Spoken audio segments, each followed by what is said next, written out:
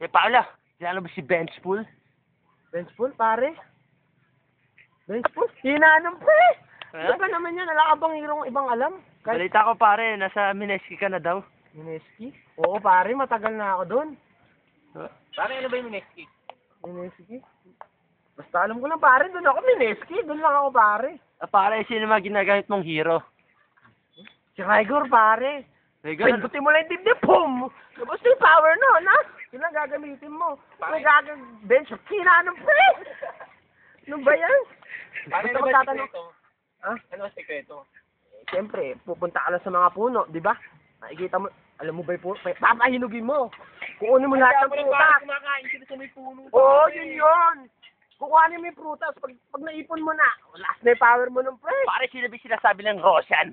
Roshan? Roshan? Alam ko yun yung nag-aabalance, tos-totos na ganun eh. Yun yung Roshan. Roshan, yun ba yan? Oo, basta magkatanong ka na sa akin pag ano na. Ilan taon ko na bang nagdodot ka pare? Tagal na, pre! Wala na, ilang taon na. Laos na sa akin yung Dota. Alam mo yung laro ngayon? Ay, si Tower, yun ang sago. Pare, nakailang combo ka. Combo?